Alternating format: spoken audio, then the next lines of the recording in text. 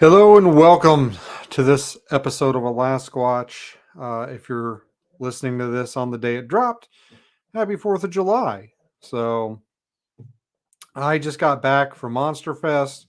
We're going to talk a little bit about my trip and Monsterfest and the trip back, and just an overview of what happened, what I saw, what I did, some of the things that went right, some of the things that went wrong, and just a general update. Uh, It's a nice sunny day here in Alaska. If I could, I'd pan the camera over and you could see how the sun's beating down. Weather's been pretty nice. I'd say so far this summer, we've probably had more nice sunny days than we have in the last couple of summers combined. So I can't really complain about that. What else is going on? I just give you guys a heads up, this is going to be mostly about my trip to Monsterfest, some of the things I did. So if you're looking for Bigfoot encounters and stuff, not going to be a lot of that. So if you want to skip out, I I understand, but please hit the like and subscribe, because how many people are going to tell you, hey, you're not going to like this video, don't watch it? None. I care about you and your time, so please support me. Just a little like and subscribe is all it needs. So I went to Monsterfest in the Buckeye State of Ohio. Before that, as I do often when I travel and do a conference or expedition or something like that, I try and throw in a couple of days of just visiting or seeing something new, or vacation or travel, something like that. And this trip was no different. I flew down a few days before Monsterfest and hung out with family in Kentucky, which is where I was born, if you're not aware, and had a pretty good time. It was really hot. It was in the 90s, very humid. I did get to go fishing. I got taken onto a uh, it's kind of a military base. It's like a training facility, and not everyone's allowed to go there. And I was able to get on there because one of my family members is retired military, and he took me fishing in this really cool spot, and we caught oh geez, I don't know, between there's three of us that went, and we caught quite a few bass and a couple of crappie. We didn't keep any, we always just do catch and release.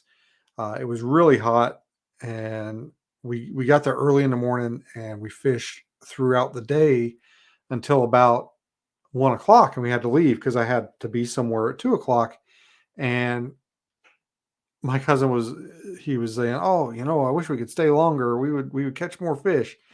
And I was having a good time, but at the same time, I'm like, "It's nice. I'm this is good. Like, I can't stay out here anymore. If I stay out here anymore, I'm going to be leaving an ambulance because it's too hot for me." I'm wearing like sunscreen. I've got it on my face and all over my neck. It's all over my shirt, and I've got on like a. He gave me. I had a hat, but he gave me like a bucket hat or a boonie hat. He gave me a boonie hat, and I'm wearing all that, and him and my other cousin are just like in t-shirts, and I think one of them even had pants on, and they're not wearing sunscreen, and they're just, oh, this is nice. And I'm like, I would be in trouble if I didn't have sunscreen on.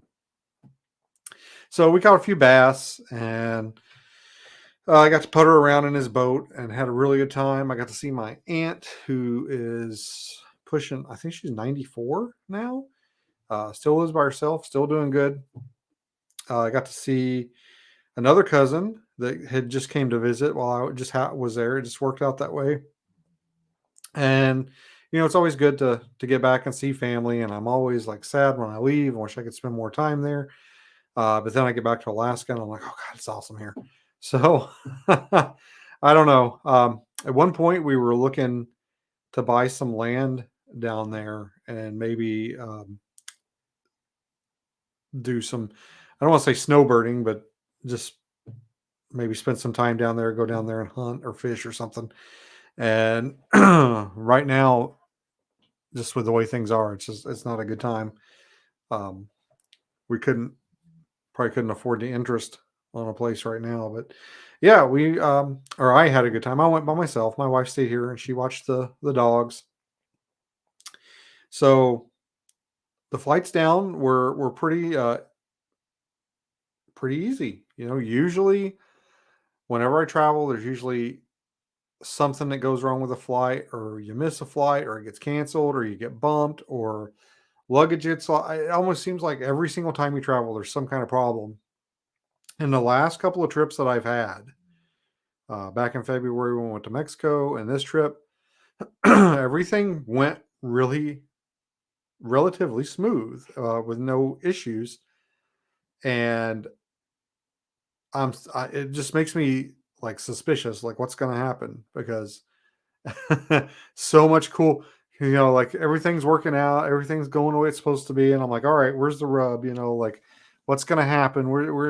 When's things going to go wrong? I'm such a pessimist that, like, when things are going right, I'm just like, I'm so like paranoid. I'm like, okay, something's going to happen, something bad's going to happen. What's going on? But anyway, I got down there, spent time with the fam. Um, where did I eat? I don't remember eating anywhere like super special. It's hard because it's hard for my family to understand, uh, because I don't have a lot of restaurants up here, especially in where I live in Homer. I don't have the opportunity to eat at a lot of restaurants, or chain restaurants like fast food and stuff. So when I go down south, I'm like, oh, this is my opportunity to like eat here and eat here. And I can't, like there's no Five Guys in Alaska, and they want to feed me and they want to make food for me. And I really appreciate the gesture, but at the same time, I'm like, man, it would be nice to get some get some Five Guys right now, because I'm not going to be able to eat when I get home. So I did get to eat at Five Guys, but I didn't get to eat at Sonic, which I can eat at Sonic up here. There is a Sonic in Anchorage and one in Wasilla. But yeah, I did not get to eat at Sonic like I like to. Um, Man, what else is up down? There's a couple of new restaurants that I want to try that I haven't got the chance to, and likely won't anytime soon. So left Thursday morning and drove 7 hours to Canton, Ohio. I had to go through Cincinnati and Louisville. Excuse me, and the traffic was not good in either one of those places. It was pretty much stop and go, and I made it though with no issues. That's the day I got to eat at Five Guys, because I went through Florence, Kentucky, and I ate at the Five Guys there. Um, Actually, was trying to get Siri, my phone, to like tell me like where's the closest Five Guys, and she like wouldn't do it. She's trying to tell me where they were about back in like Louisville, and finally, I can help with that if you turn off airplane mode. shut up, Siri. And, Okay. and, so then I thought you had to say hey before her name, but I guess not. So anyway, she wouldn't tell me like where the nearest one was. It was like, oh, the ones like back in Louisville. So I ended up like pulling off and at an exit, and like like where's the nearest one? And it turns out it was like one exit behind me. I just missed it, so I had to backtrack just a little bit. And but I got to eat it at Five Guys, and then made it back to Canton. It wasn't too hard to navigate. I pretty much just Google mapped everything, and it took me right there. Checked in. I stayed at the DoubleTree Hilton there, where they actually had the Monsterfest. And this is where it gets a little funny, because I check in, and the lady says, there's free parking on the side, either side of the building. You can park on the street. There's street parking, and anywhere without a meter, you can park for free. If there is a meter, then it's free till like 9 a.m. And you can also park in the garage across the street, but it's you have to pay. So I've been driving for 7 hours. I'm tired. I'm like, okay, well, let me try and get a spot here for free. And I drove around the building 2 or 3 times. Everything was like full. There was nothing open, nothing without a meter anyway. So I go over to the garage and I get a spot. And it's not like you don't get a ticket and then pay when you leave. It's literally just a open, you just drive in, you park, and you scan a code. You scan a QR code, it takes you to a website, and then you like fill out like how long you want to stay and all this and how you want to pay because you can pay by like the hour and the day and all that. So I stand there in my car and I fill all this stuff out on my phone. It's hot. I'm tired. I don't want to deal with it, but I have to. I get it all filled out and I choose 3 days of parking. So because I'm gonna be there Thursday, Friday, Saturday, and I'm leaving Sunday morning like super early. So I want 72 hours of parking. So I choose 3 days and I pay, and then I go into, you have to enter like all your information, your car's information, your license plate number, all that. So I go to the hotel, relax a little bit, and the next day is Friday. So I don't know how I got this in my mind. I guess looking at some of the materials and stuff, I just didn't look close enough. I was under the impression that Monsterfest was Friday and Saturday, which it was, but I was under the impression that the vendor booths would be open Friday and Saturday. So I get up Friday morning and I'm like, oh, I'm gonna like go set up my booth and blah blah blah. And then I'm like, wait, this says like early setup is Friday. So I get to like reading some more and I'm like, oh, like all they're doing today is like showing movies and stuff at the Canton Palace Theater.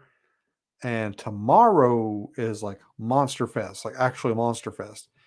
So I'm like, I am not going to be doing anything today. I thought I was, other than setting up my table, I thought I was going to be like vending and like meeting people and hanging out. So I don't know where the wires got crossed in that. I guess I just didn't pay close enough attention to the materials that they had online or the schedule. Because I was under the impression the vendor booth was going to be, or the vendor hall was going to be open both days. It was not. So then I'm thinking, like, man, I could have got here today. I could have spent an extra day with my family and then got there Friday. Like, it would have been fine. But anyway, it didn't matter. And, oh, I forgot to mention when I was coming back, there's a sky bridge from the garage to the hotel. So I'm like walking across the sky bridge to go into the hotel. And I look down, and I'll be damned if there wasn't an open parking spot next to the building that I could have got in. But I was like, you know what? I've already parked, I've already paid. I'm sure by the time I go get the car and move it, that it'll be gone. And I don't know how to like cancel my payment or whatever. So I was like, I'm fine. So I find out, okay, oh, well, Friday's not actually a vendor day. It's just like they're showing movies and stuff. So that it didn't irritate me, but I was just like, oh man, I could have spent an extra day um, at, back home in Kentucky. Not a big deal. It gave me kind of a day to relax, so it was all fine. Uh, Friday, I hung out with Sean and Baker from the Sasquatch Experience. Those guys are awesome. They're funny and just love hanging out with them. We're all pretty like minded when it comes to a lot of our thoughts on Bigfoot community, and all that. So it was fun hanging out with those guys, and I got to eat breakfast with them, and then we went out to dinner together, and I helped them, or I didn't help them. I helped. We started setting up, and funny story, we're setting up. They opened the vendor hall for early setup, so I go in, and I was like one of the first people to set up my booth because I was there. One, I was there early, and two, like I didn't have that much to set up. Like I could only bring what I could fit in my suitcase, right? So I get my stuff set up, and I'm helping Courtney from Small Town Monsters. I'm helping her set up the vendor hall, and she has all these name tags and a map of where everybody's going to be. So I'm running around and I'm putting name tags on tables. I'm just trying to be helpful. and I see this name tag that says Michael Thompson, and I'm like, what? Because in my mind, Michael Thompson is the Sasquatch tracker from Fairbanks, and I'm like, or no, I'm sorry, Toke, and I'm like, what the hell? And I was like, he didn't say he was coming, and I was like, what is going on? And I was like, what is going on? So anyway, I found out it wasn't that Michael Thompson. It's a different Michael Thompson. He's an author. I actually picked up one of his books. I think it's a fiction book. It's this one's Winslow Hoffner's Incredibles Encounters, and I thought, well, I'll give it a try. And I haven't read it yet, but it looks kind of fun. But I was like, what the hell? Like Michael Thompson. And I told him, I was like, you confused the hell out of me. Like I thought you were my friend Michael Thompson. Um, so that was funny. A little idiosyncrasy there. This is a little like Michael didn't say anything about coming to Monster Fest. Which then again, to be fair, I don't think I said anything in our like Boreal Bigfoot group chat about going to Monster Fest, or maybe I did. I don't remember, but I was like, I don't think this is right. So then that was pretty much it. I helped get all the name tags in the right spots. We went and ate some dinner. Ate at some cool places. We ate breakfast that morning at Susan's, just down the street. It's like a block away. Really good biscuits and gravy. We had dinner at the Arcadia Diner, I think it was. I had an Italian sandwich. It was pretty good. Uh, Always nice, getting out and eating new food. Then Saturday was, of course, Monster Fest. That was kind of a whirlwind day. I got up early, went down, had breakfast in the hotel, enjoyed that. I thought it was a little expensive, but their biscuits and gravy was good. I am a biscuits and gravy connoisseur. So if you guys ever hear me like talk about traveling somewhere and you know where there's good biscuits and gravy to be had, like let me know because I love biscuits and gravy and I want to try them all. Um, and the biscuits and gravy there in the Hilton, I thought were pretty darn good. The gravy was a little runny, but it tasted good. So Monster Fest starts. The bad thing was, I'm there by myself. My wife's at home watching the dogs, and she had family visiting. So I was kind of tied to the table most of the time. Didn't really get around and hang out with people that I wanted to. I wanted to sit down and like talk to a couple people. I didn't really plan on doing any podcasts or interviews or anything, but there were a few people I kind of wanted to talk to, just more or less like off the record, and just have some conversations with and get to know them a little bit better. And didn't really get a chance to do all that. Got almost no chance to speak to like Seth and Seth Breedlove and those guys. The Astonishing Legends guys were there, Scott and Forrest. I think I had like two quick conversations with them at the beginning and at the end. And this is kind of fun. So I go up to him and I'm like, "Hey, guy," and I start talking to him. And geez, I can't remember. I think it was Scott said, "Oh, I know who you are. I've seen you on TV." And that was pretty cool. That made me feel pretty cool. That I was like, "Oh, the Astonishing Legends guys know who I am. Oh, that's cool." So that was pretty neat. I've been following their podcast for a long time, and anytime anyone asks me about the Patterson Gimlin film or the PG film, like I say, that's where you should go. They did like a 6-part series on that and really broke it down. And I think they did a really good job on it. There's only a few things that I kind of wish that they had touched on a little bit more uh, during that series, but I mean, it's phenomenal. It's like each part, I think every one is well over an hour. Some of them are over 2 hours, I believe, and it's 6 parts long. And I think they covered it really good. And like I said, there's only a couple of things I wish they had honed in on a little bit more. But for the most part, it's a very well done and comprehensive look at the PG film. And like I said, I wish I could have got to hang out with those guys a little bit more and talk to them. Uh, I tried to uh, I tried to get some inside baseball stuff from one of their one of their colleagues, because I wanted to mess with them and maybe see if there was something I could say or do that would like freak him out when I first met him. But he didn't get back to me in time, so I couldn't do it. But we had, Scott and Forrest were there. That was cool. I noticed during the day, there was almost constantly a line at their table. There was somebody there almost all the time. Every time those guys were standing up like the entire time. Like almost every time I looked over, they were up in front of their table, like taking pictures or signing autographs or just talking to people.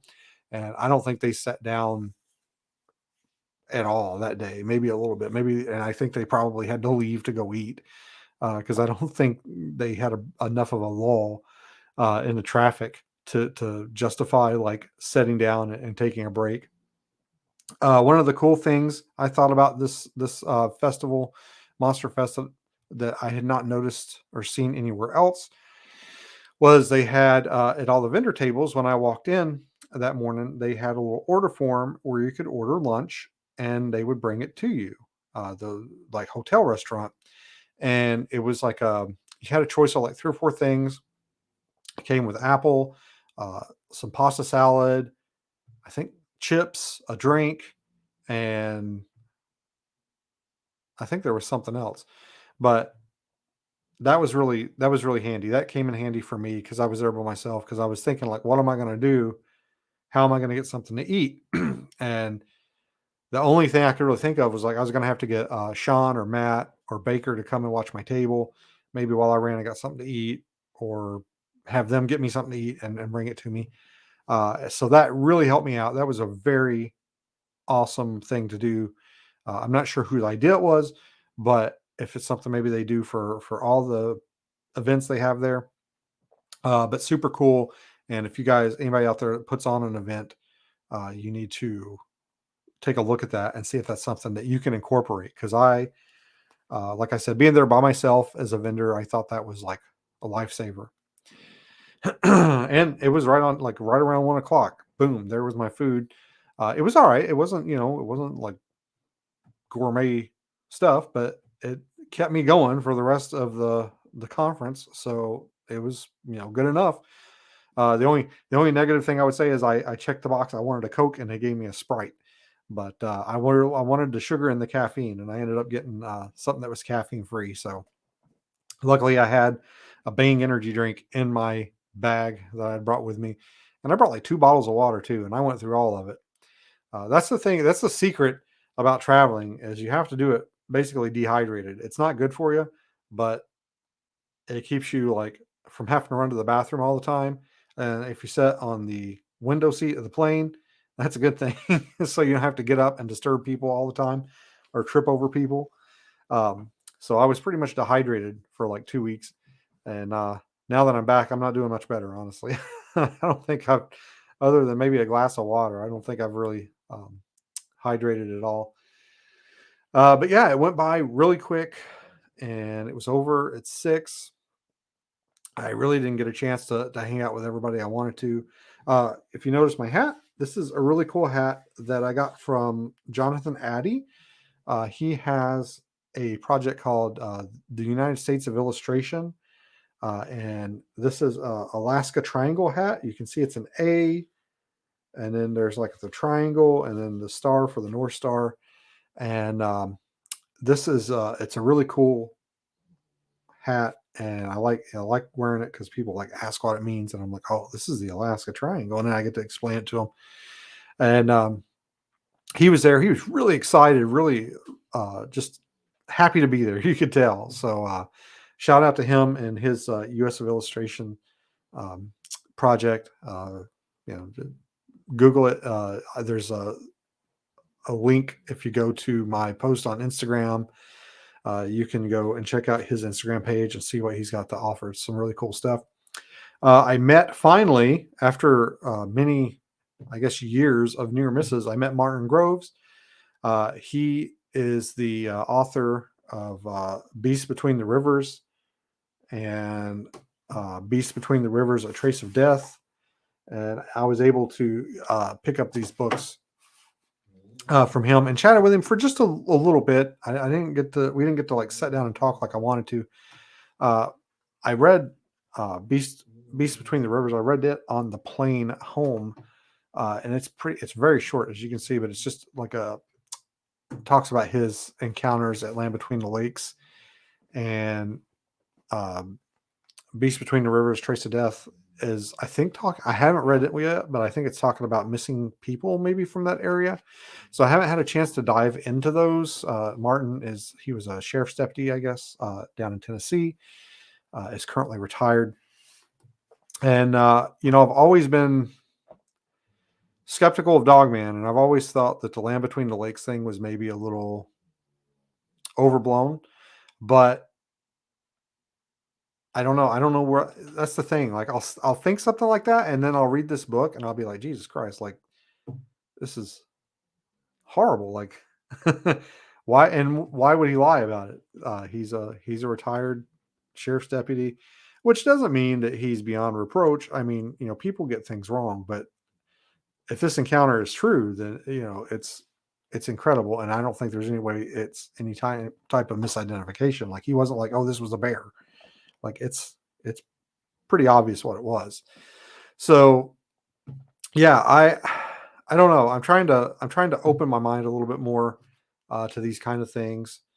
I'm not going woo, but there's just a lot of stuff from that area. It seems like recently, uh, but I would, as far as this slaughter that happened down there, this like family of campers that got killed.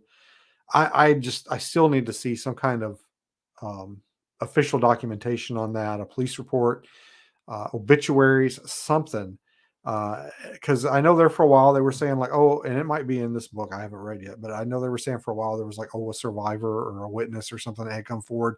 But from what I understand, it's anonymous or he didn't want his name out there, so you can't really confirm or I don't know. I'm skeptical of some of that stuff. Although Martin's account very much is very compelling. So I don't know. I don't know what to think about it. I wish I had got a chance to go down there and poke around a little bit on this trip.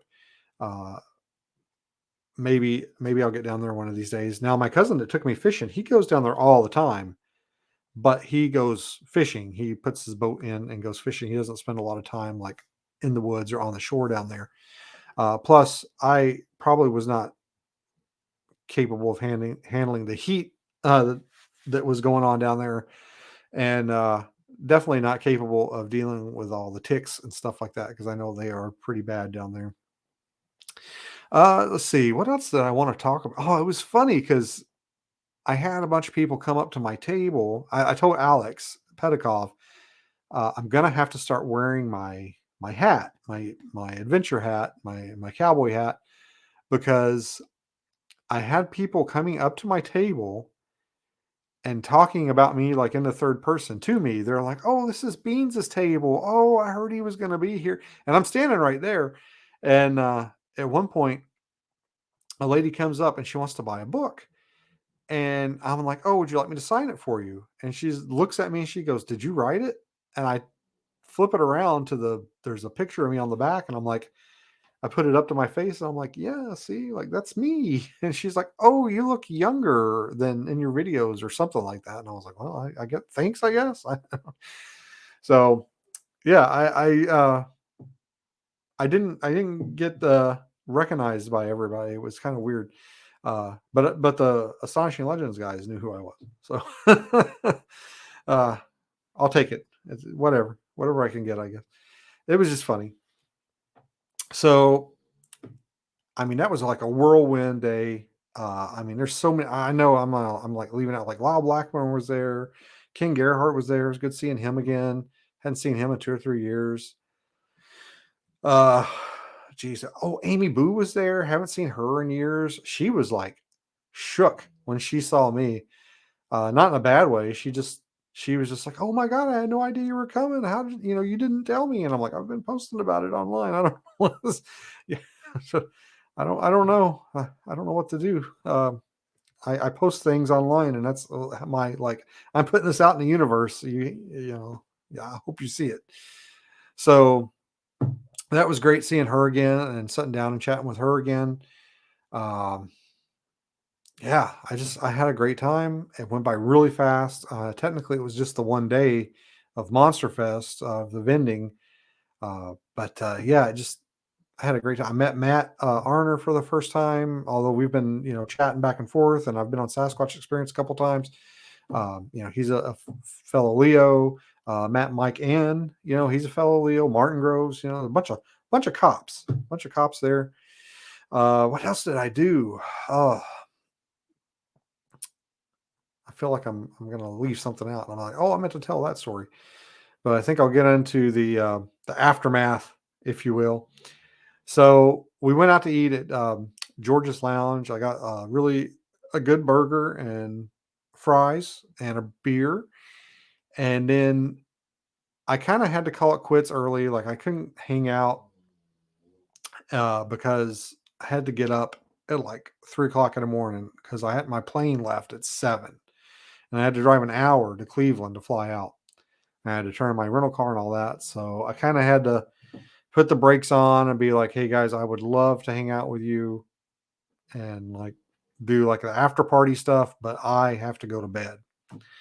So I was very disciplined and I went upstairs, took a shower, went to bed, had everything packed and ready. I mean, I literally just had to get up, put my clothes on, and walk out the door. So I get up at like 3 o'clock in the morning. By 3:30, I was out the door. I go over to the parking garage and I go to get my car and I look and there's like two tickets on my car. And I was aggravated because I'm like, I know I paid. What's going on? So I grabbed them and I threw them in my bag. And I was like, I'll look at it later. I'll deal with it later. And again, it wasn't. It was just like scan this QR code and pay your ticket. There was no information on it really, other than that. So I leave and I go in the hotel, and there's a security guard in there, and I'm like, hey, is this parking garage affiliated with the hotel? Because I got ticketed, and I'm pretty sure that it's unwarranted. And he just looks at me and goes, you can park over at the post office for free, right? And I was like, no, I didn't know that. Nobody told me. So, pro tip for those of you, if they have it at the same place again. So check out, leave the hotel, get to the Cleveland airport. I'm thinking like I've given myself plenty of time, right? Like I'm leaving at 4 o'clock in the morning. Uh, I don't have to be in Cleveland and, like insecure through security to like 6. As long as I get checked in by 6, I should be good. I barely freaking made it. Okay. The like place where you drop off rental cars is like 10 minutes away from the airport. And then you have to like, there was nobody at the rental car place. So I had kind of a hard time getting my car dropped off. Then I had to take a shuttle to the airport, which added probably like 10 to 20 minutes onto that. Then I had to go through security, which even though I had TSA pre-check, still took quite a while. It was like which thank God I didn't have to go through the regular line because I looked and it was like, I mean, like line, like snaking around the corner and down the block. And then I went over to like TSA pre-check and I was like, oh, this line isn't bad at all. But then what I didn't realize is like it went around the corner and then there was like a whole other like block of line. And I was like, oh no. And I think my plane began boarding. It was supposed to board at 6:20, and I got through security at like 6:15. So I literally like had 5 minutes to spare, which then my plane ended up being delayed a little bit, and it didn't board till I think it was almost 7. And I had a very short layover in Seattle till my next flight. Usually, I try and give myself a couple of hours in between layovers, so if one of the flights is delayed or something, it's not that big of a deal. Well, I was cutting it pretty close, and I was like, there's no way, like, we're leaving like an hour late. So I'm not going to make my hour layover. Well, somehow, I guess through like airplane, like flying space magic, we got there with like 45 minutes to spare. So I was able to get, and of course I had to go from, the D gate to the N gate, and I had to, got to go downstairs and get on a train, and it takes you to another gate. And I was like, oh, I'm barely going to make it. And again, I did. I barely had time to stop and go to the restroom before I had to get on the plane. And that was like, oh, geez, like skin of my teeth, made it. And then I got on a plane, and I'm surprised. Like, I've been home for a couple of days now, and I'm feeling pretty good. No ill effects. But it was one of those things where I'm like, I am going to be so sick when I get home because I'm on this plane and it sounds like a tuberculosis ward. I mean, there are people hacking and coughing and snorting and blowing their noses. I don't know, maybe it was summer allergies or something. But at one point, like, I'm sitting there, and I had, from like 2020, I have like a mask in my bag in my carry on. And I'm just like, I should probably put this mask on. And then I was like, it's too late. Like, it doesn't matter. Like, I'm like an hour into the flight, and it's just been constant hacking and coughing. I'm like, it's too late. If there's something in the air, I've got it. I've got it. It doesn't matter. I might as well just enjoy my time maskless because it is too late. Like, I should have had it on before I got in the plane. But so far, not sick. And plus, all the people I met at Monsterfest, people want to shake your hand and take pictures with you and give you hugs and stuff. So, knock on wood, not sick. Uh, got home, got to see family that was visiting here for a little bit, and then it was time to like deal with this parking ticket situation. So I've told you guys before. I'm pretty sure I've mentioned how I am bad at math. Okay, like really bad. In fact, I would have been like in the gifted class in school if it wasn't for math. Like, that, my math abilities kept me out of like the gifted class. I tested to go to the gifted class and like aced everything, and they're like, he must have like read the wrong test when he took this because this is like, they're all wrong. So they like made me test the math, do the math portion like twice, and they're like, nope, it's official. He's near genius at everything but math. And in math he's an idiot. So um, I thought in my mind, after I'd had some time to stew on it, I was like, I did go pick the car up after midnight on Sunday. Maybe when you pay for a day, your time ends at midnight. And no matter, like, if you go in there at 11 p.m. and you pay $15 at midnight, you're just out of luck because it's now a new day and the clock ends at midnight. I'm like, maybe that's how they do it. Because I sat down and figured that, because I bought the 72 hours like late in the evening, Thursday evening, like 5 p.m., 6 p.m. And according to Chat GPT's calculations, my time should have expired at 5 p.m. Sunday. If that's 72 hours. So I'm like, well, I must have screwed up and like not. I should have went and paid um, a couple more for a couple extra hours uh, for after midnight on Monday or Sunday. And so I'm like, oh, maybe it is my fault. Maybe I did screw up. So, but then again, I'm like, why do I have two tickets? Like, shouldn't it just be one? Like, surely, I'm like, did they come back and write me a ticket like every 2 hours? Because it would have expired at midnight. So they probably came and wrote me a ticket. And then did they come back at like two? Did they come back like every 2 hours and write a ticket? Because I should have been good up to at least midnight, right? So I sat down, I scanned these tickets, and they're like $78 each. And if they'd have been like $15 or something, I probably would have just paid them and been done with it. But these are $78. All right. I paid $45 for three days of parking.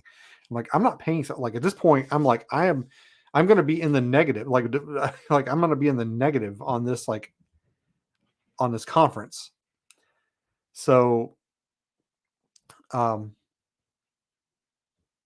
they have like a little thing where you can contest it. Like if you don't think you receive these, uh, you're supposed to receive these. Like do this. So I emailed them. I took pictures of the tickets, and I wrote a little explanation. I'm like, look, this is what I did. Blah blah blah. Like I'm pretty sure my time should have expired at 5 p.m. on Sunday, so I should have been good. I don't think I should have got these.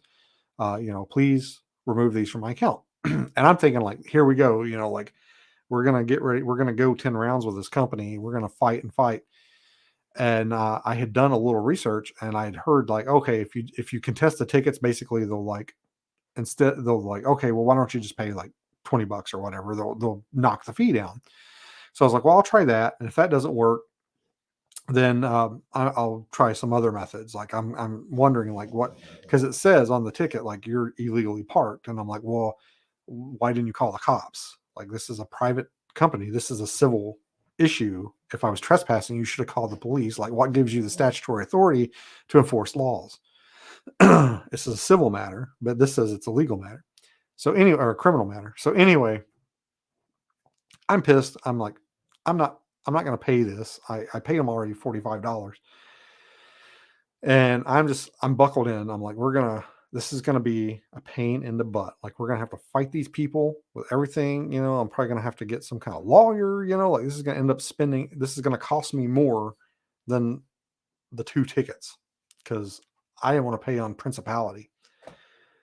So like, I don't know, maybe an hour, 2 hours after I send this email, I get an email back, and they're basically like, "Oh, we're so sorry. You shouldn't have got these tickets. It was an issue with your license plate." So this license plate, like I said, I had a rental car, had a Wisconsin plate on it. It had, I don't know, like 4 or 5 numbers, and then on the side there were two numbers that were vertical, like FT or something like that. So when I put my license plate in, I put the entire thing in, like 14123 FT.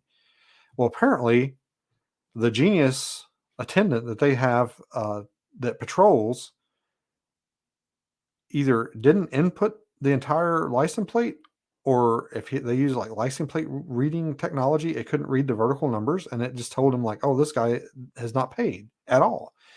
And so they send me this email saying, "Oh, we're sorry. We have removed these violations from your record or from your account, and there was three." And I'm like, "I just had two." So I realized they wrote me three tickets, and apparently one of them, like when I found the tickets, like one was under my windshield, one was like in the hood, like kind of like between the windshield wiper and the hood, just kind of loose. So apparently they'd written me three tickets, and one had blown away. It's still out there somewhere, and I didn't deserve any of them because I was paid and I was like there in the time frame allowed. And I was like, well, thank God, because I had read like I was doing some research on this place before I contested these violations, and I had read some stuff about them actually like booting vehicle, like they'll put the boot on your vehicle where you can't leave. And I was like, can you imagine if they had booted my car, because it had been there, technically they thought it had been there for 3 days with no payment. And I'm like, can you imagine if they booted or towed that car, and then I went to leave and it wasn't there, or it was booted and I missed my flight. Like, can you imagine the pain in the ass that would have been? and I was in the right. Like I did the right thing. Like I paid, I did what I was supposed to do. And it was their employee that basically screwed up. And I just, because I was going to email them back and unload on them. My wife's like, nope, leave it alone. You don't have to pay the tickets. It's all done. And I'm like, okay, you're right. So yeah, that was one of those situations that it turned out fine. It's fine. It's not a big deal. But I was so pissed. I was so angry because you try to do the right thing. And then I'm like, well, and like I said, I was second guessing myself. I'm like, well, did I screw up? Did I like Was I supposed to pay more money after midnight? And the thing is this whole thing, it's like automated. You scan the QR code, you get on your phone, you give them your email address and your phone number and your license plate. They could have totally, if I had been there past the time that I was supposed to be there, they could have totally sent me an email or a text or called and said, "Hey, your time has expired or it's about to expire. Like you need to pay more." And I would have taken care of it. I would have totally done that. But nothing. There was no communication, nothing. And apparently it was because they didn't have they weren't inputting my license plate correctly with those two vertical numbers. But even still, like you think like if they put in like 14832, then it would come up with the nearest matches. I don't know what kind of computer system they use. I don't know what. And I know, it's probably just a predatory technique to make money. And I'm sure they just write as many tickets as they can for any reason they can and just hope that, people are going to pay them just so they don't have to mess with it. But it is ended up with a happy ending, but I was really upset there for a little bit. And then I got home and, I'm settling back in my routine. Everything's going okay. And then I go to the post office the other day, and those of you that watch the YouTube channel, you guys already know this. I had a package. I was like, "Oh, this must be for my sister-in-law," because she was expecting some stuff. And I look at it, and it's got my name on it, and I'm like, "Oh, that's weird. Like, I'm not expecting anything." And I look, and it's from Chuk. It says it's from Chuk and Rob Roy. And I'm like, "Oh, that's right. Chuk said he was going to send me some swag. He asked for my mailing address before I went to Ohio." So I get home, or on my way home, I like look over and I notice like what the logo on the box, and I'm like, no way. And it looks like it says Winkler Knives. Well, forever I've wanted a Winkler tomahawk. I just think they're the coolest thing. And when we went camping, Chuk had a tomahawk and we were playing with it, and I was going on and on about Winkler and how awesome they were. And I was like, no way. Because I thought he's going to send me some stickers or maybe some leftover gear from one of his product reviews or something. Like, I'm thinking, like, when I think of swag, that's kind of what I think of. So I call my wife and I'm like, oh my God, I think Chuk has sent me a Winkler tomahawk. And she's like, don't open it. Wait till you get home, set up a camera and do like a reaction video. And I was like, that really sucks, but it's a great idea. So that's what I did. I made a reaction video. You go to the Al Squatch podcast YouTube video or YouTube channel and check it out. I made a little, if you're familiar with the movie Seven, I did a little Seven reference there where he's like, "What's in the box?"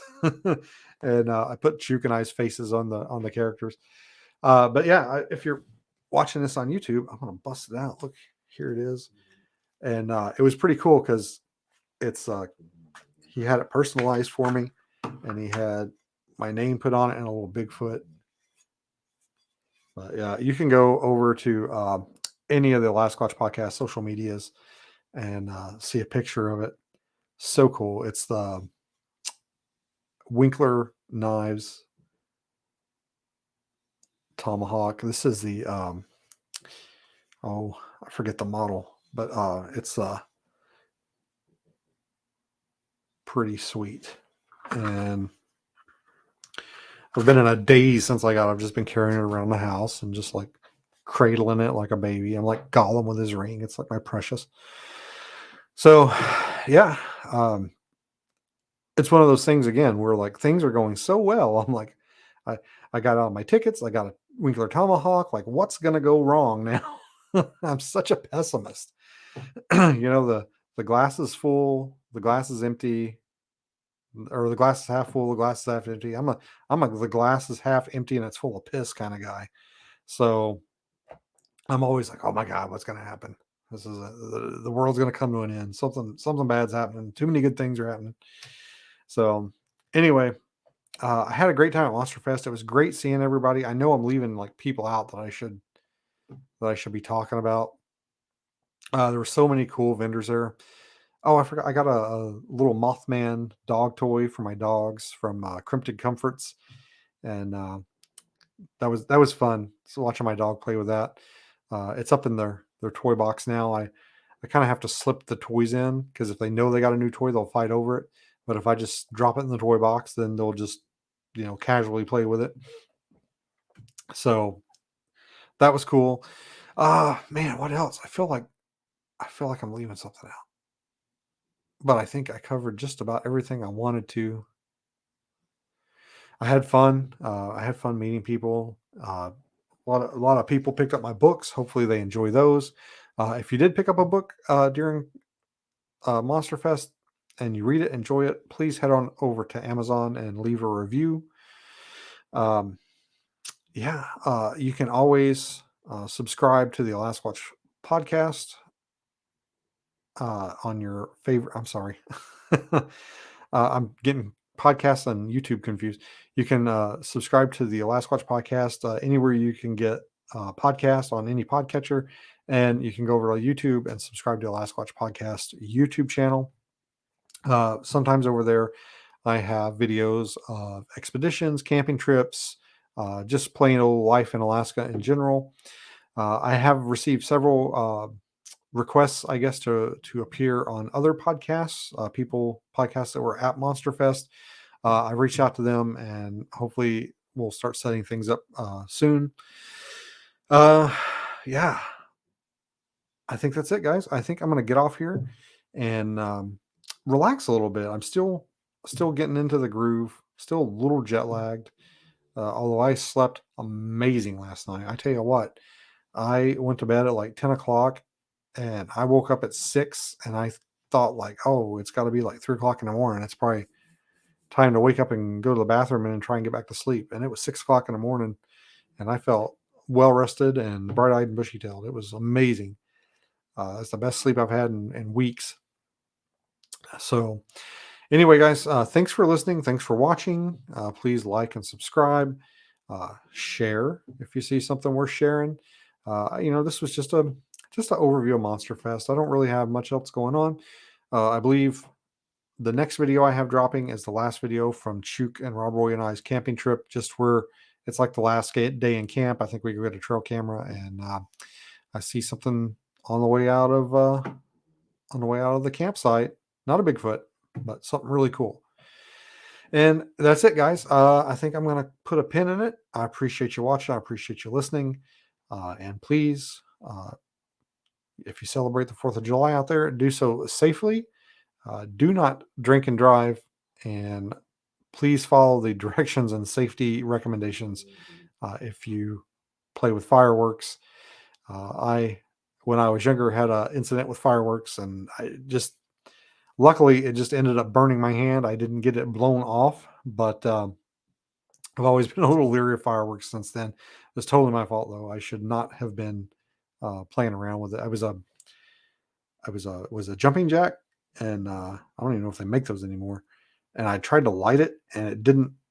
It didn't light, like I hadn't lit it. And then somebody started talking to me, and I was looking at them, and there was a spark, or it caught, it just wasn't burning. And then it's like I'm holding it over here and it just like spontaneously combusts and starts burning, and I go to throw it, and it basically blew like just a couple of inches away from my hand. It ended up burning my fingers pretty bad, but um I learned my lesson. It was a hard lesson to learn, but it could have been worse. I could have lost some fingers. Anyway, guys, happy 4th of July. Happy birthday, America. And all you veterans and law enforcement guys, and I guess firefighters that served, thank you for your service.